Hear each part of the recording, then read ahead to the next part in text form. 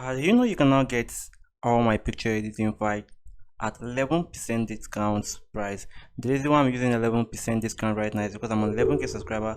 Once I hit 12k subscriber, it's going to increase down to 12% discount. All you have to do is to go to the link down in my description, in my video description, any of my video.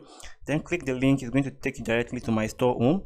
So here's what my store home look like. Now scroll down and look for whatever product you want there. Then click on any of the products. Wait for it to load up. Then click on get now. After you're done with that, put in your details here. Everything is already here. Now click on get a coupon. Once you get there, now click on family as your coupon code. Family. Then click on apply. Automatically, as you can see, you're going to get a 12% discount on whatever you buy. So both the full pack, it applies to all my products, so you can just get that right now. And welcome once again to my YouTube channel. This is Reflex Image. If this is your first time visiting, don't forget to like and subscribe to my channel and also turn on the notification icon. And if you're already a subscriber, welcome back. And in this video, I'll be showing you how I manipulate this picture, turn it into an artwork like this. So many of you might notice that I barely use other backdrop for my manipulation other than my brown background. But that's not the case. I can manipulate other background also, but I still prefer going with my brown background because that's the best color when it comes to manipulation for me. It's very easy for me to navigate, and I can at least use other colors also. I can even manipulate white and black background also, which I'll be dropping some videos in the near future. So as you can see, I'm using a very cheap backdrop. Over here in Nigeria is 5,000 naira, and I think the highest price for it is 6,000 naira. So you can get it from any photography store and it can be rebuilt to you in no time. So that's the background I use right here, and I use my Canon 6D, a 2 light setup, a gorgeous AD200 Pro as my major source of light, and a TT520 flash in conjunction with two beauty dish. So that's what I use right now, and my ISO is at 100, my aperture at 3.5, and my shutter speed at 1/160. So I'll be doing my basic adjustment here before I take my picture down into Photoshop and work on it. Firstly, I don't like the way my skin tone is a little bit too dark for my liking.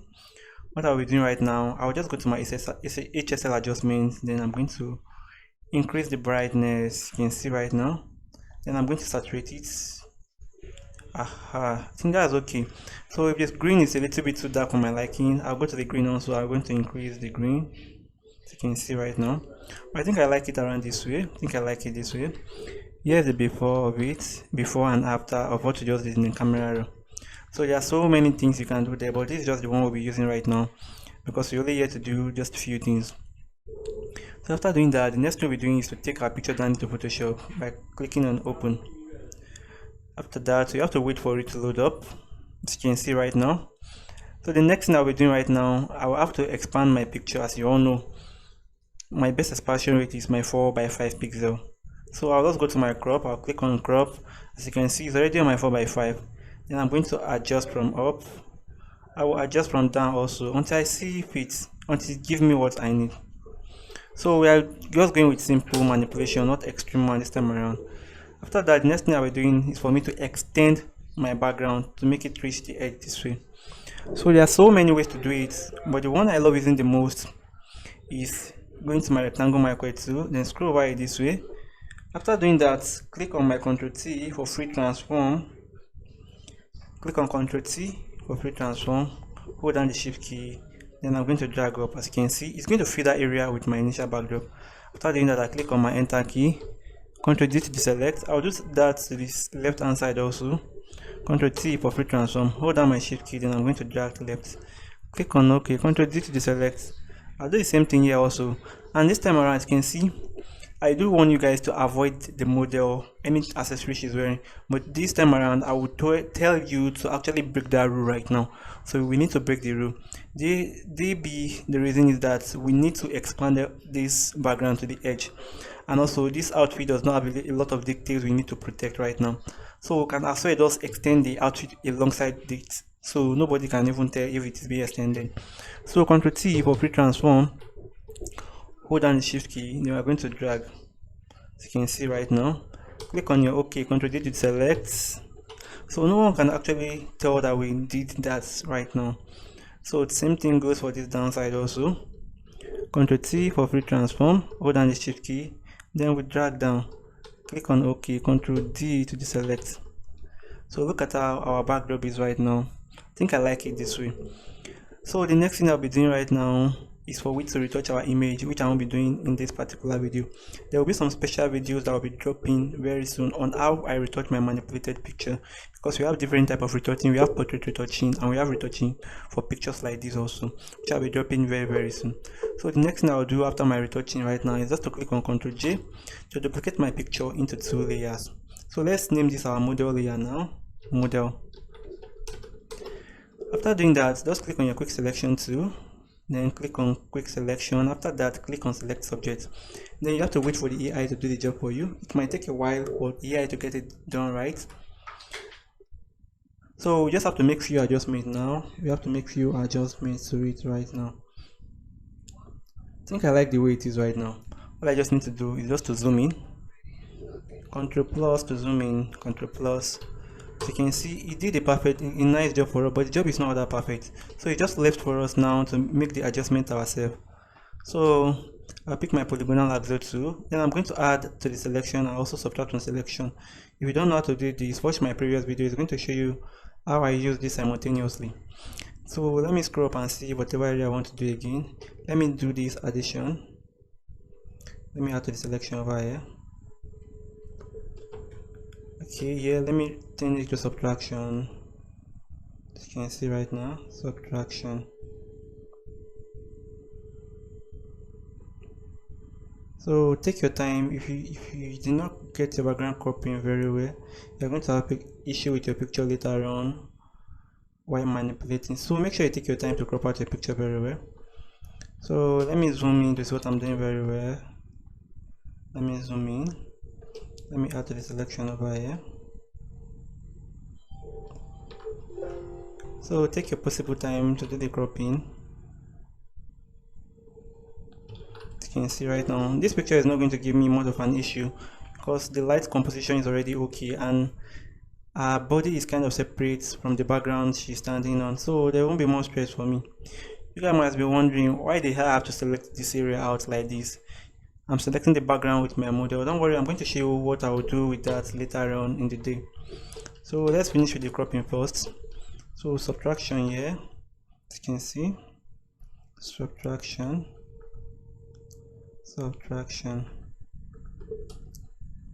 Okay, I think I'm okay with this. Okay, I still have the nail to crop out. Let me take it back to addition. Then let me crop the nail out. So every details matters a lot when it comes to manipulation. So take your possible time to get a well manipulated picture. So now let's zoom out now. And boom, we are done with the cropping. Unlike other people that do tends to delete the background from the model, the best way I will always tell you guys is for you to make sure you mask your model on a different layer. How are you going to do that right now? So just come to the mask over here, click on it. Automatically it's going to delete your model from the backdrop for you, but you might not know what it just did for you right now until you have to turn off the background layer, as you can see right now. But the issue you're having right now is that this area we cropped out are still there, and that's the benefit of the marks, because you can actually amend this without affecting the entire document. So all I just need to do now is just to double click on my marks. It's going to open up another panel for me inside Photoshop, as you can see. So on the panel I will be picking the second brush over here. Then I'm going to zoom in. I'll increase the brush size. Then I'm going to scroll over this area this way. Can you see? It actually deleted the background and it left the strands of hair for us. So it's going to make it look more realistic enough. As you can see right now, very easy and straightforward to do. It won't stress you at all. You just have to do is just to scroll over the area. It's going to differentiate between the background and also what is not the background. So it's going to give you a nice and perfect selection. After you're done with this here, just have to click on your OK. It's going to take you back to Photoshop. Then you can now turn back on your background layer right now.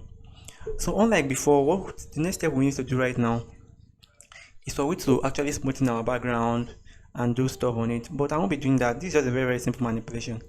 And the reason why I won't be smoothing my background right now is because I want this blemish on the backdrop. I want it to be there while I bring in my overlay, my external overlay, because it's going to work perfectly with it. What I just need to do now is just to go to my file manager and look for where my files are. Look for where my overlays are. As you can see, I have tons of them from my latest to my old collection So if you're interested in getting them, you can just go down to my store right now and make purchase there. And also there's a discount price going on, 12% discount on all products I have for sale. So what you just need to do is to use the coupon code family, and trust me, you are going to get 12% discount on all products. I mean all products. If you want to get my full pack also, you can still get the same 12% discount on that. So here's the cotton I'll be using, and I think you should have noticed I've used something like this in some of my videos also. So no value is wasted in my collection. I might tend to use them once in a while, but whenever I use them, it's going to give me a perfect result that I want. I just have to drag it down to my Photoshop.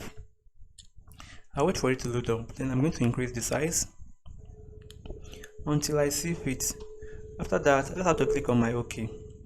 But the issue I'm having right now is that when I brought in the overlay, it actually, if this is your first time watching my videos, you just have to go to my channel. Firstly, click on the subscribe button, then scroll down. After that, go under the videos, then you should be able to see all the videos I have. I have over 100 plus videos that is going to teach you background manipulation and some tips also to become a good manipulator like me in no time. When I brought it in, it actually came in with its own color, which I don't like. So we're making amendment to that right now. But firstly, let's change the blend mode from normal to soft light so that we can retain all the texture we have on the background. So from normal, change it down to soft light. Click on your OK. But the issue I'm having right now is the overlay I brought in came with its own color. So let's desaturate all the color right now by clicking on Ctrl U. Under saturation, we bring it down totally. Click on OK, and boom, automatically look at the backdrop we have right now. Very artistic in nature, and it's looking so nice. I love it. So we can leave your picture this way, or we can decide to add a PNG or two. So let's go to our file manager and see if we can get any PNG we can add to our collection. So let me see if I can see any PNG. I have tons of files there. Let me check out of my latest collection if you can see anyone that will go with it. Let's see if I can get any out of my latest collection that will go with the backdrop I want to use right now. Okay, let me check this out now. So there are many things I can use there. There are many things. Okay, let me go with this flower vase right now. Just have to drag it down to my Photoshop. Let's drag it down. So I'm going to adjust the size. I'll put it whatever area I want it to be. I think here is around, this area is okay also. All I just need to do is to click on my OK. I think it's too bright for my liking. I can just reduce the brightness by clicking on Ctrl M. I'm going to bring it down. Boom. We are now down to the color grading stage right now. All I just need to do is to click on my uppermost layer, then click on my marquee tool, hold down my shift key. Then I'm going to circle around my model this way. As you can see, I'm going to invert the selection by clicking on Ctrl Shift and I. Go back to my adjustment layer, click on my solid color, make sure I put this 100% black, click on my OK. After doing that, the next thing I just need to do is to click on my feather. So to click on the marks. Once I click on the mark, it's going to load up the property for me. But if yours did not load for you, if your own did not load for you, you just have to come to window, under window, scroll down and search your property. Once you click on it, it's going to reflect this way. So click on the marks, under the feather, let's take it about 400 or so. Okay, I think 500 is okay, 508 is okay. Then the opacity, I'll bring it down. I think around this is okay. Look at how cool our picture looks. So now let's get over with the color grading aspect. So there are different ways to color grade. I'll be showing you two techniques. I'll be using my LUT and also my gradient map. So let's go with the gradient map for now. I just have to go to adjustment layer. I'll click on my gradient map. I'm going to open it up. I'll pick the one I want to use. I think let's go with this for now. Click on my OK. After doing that, I'll just click from normal, change down to soft light, and boom. Look at the before and now look at the after of our picture, which is very nice. And the collection of the gradient map is also available for sale in my store. So if you don't want to color grade that, you can just go to your adjustment layer, click on solid color lookup, then LUT 3D LUT, scroll down and select any LUT you want. My favorite right now is my natural fineness. Once I click on it, and boom, automatically it's going to color grade that picture. But the issue I'm having right now is it's actually changed our background color from green to blue, which is still very nice. If it is too much, just bring down the opacity until you see it. I think around this is okay now, and here is our before and here is our after. Very nice and straightforward. So I hope this video helps a lot. So that's all for today's tutorial, guys. Thanks for watching. Don't forget to like and subscribe to my channel, and also turn on the notification icon. If you have any question, you can contact me, whereby I will get back to you as soon as possible. See you guys on my next tutorial. One love.